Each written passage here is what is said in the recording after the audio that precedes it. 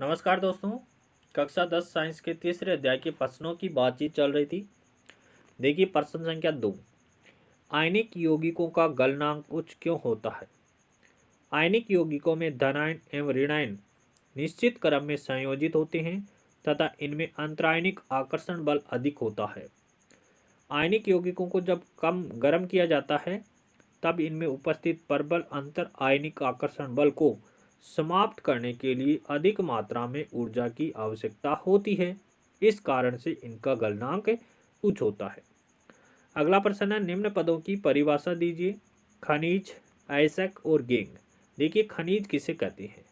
पृथ्वी की भूपर्पट्टी में प्राकृतिक रूप से पाए जाने वाले तत्वों या यौगिकों को खनिज कहते हैं। खनिज किसको कहते हैं? कि पृथ्वी की भूपर्पट्टी में प्राकृतिक रूप से पाए जाने वाले तत्वों या यौगिकों को खनिज कहते हैं। दूसरा देखिए अयस्क किसे कहते हैं? कुछ स्थानों पर खनिजों में कोई विशेष धातु काफ़ी मात्रा में होती है जिन्हें निकालना लाभकारी होता है। इन खनिजों को अयस्क कहते हैं। जैसे लेड का अयस्क क्या होता है? गेलेना होता है और गेलेना का रासायनिक सूत्र PbS होता है। आगे देखिए गैंग किससे कहते हैं?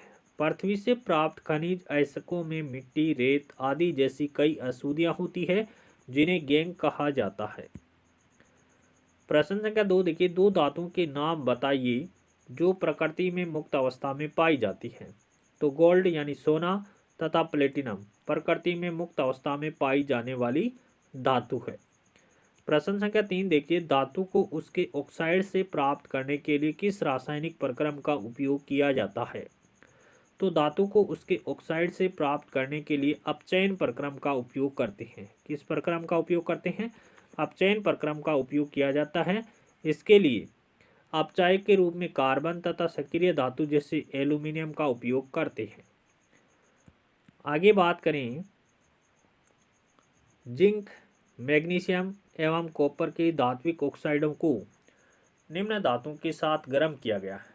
धातु देखिए जिंक ऑक्साइड है, मैग्नीशियम ऑक्साइड और कॉपर ऑक्साइड है। तो किस स्थिति में विस्थापन अभिक्रिया घटित होगी?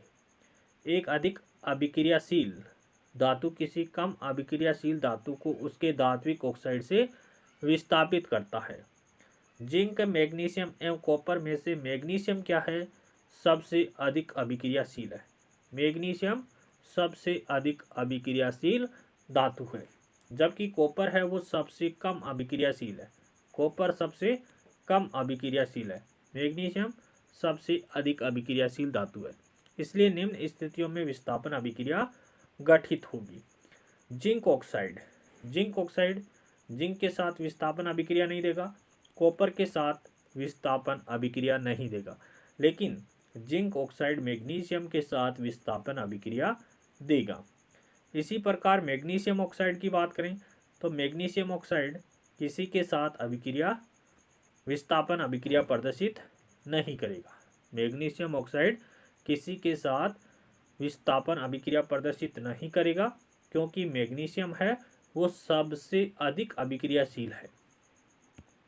कॉपर ऑक्साइड की बात करें तो कॉपर ऑक्साइड है वो जिंक के साथ विस्थापन अभिक्रिया देगा और मैग्नीशियम के साथ विस्थापन अभिक्रिया देगा। अगला प्रश्न है, कौन सी धातु आसानी से संक्षारित नहीं होती है?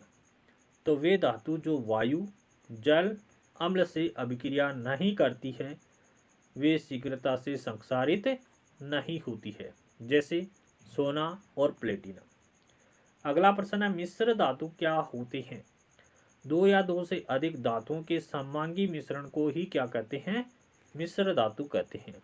इसके लिए पहले मूल धातु को गलित अवस्था में लाते हैं, उसके पश्चात दूसरे तत्वों को एक निश्चित अनुपात में मिलाकर के फिर इसे कमरे के ताप पर ठंडा किया जाता है।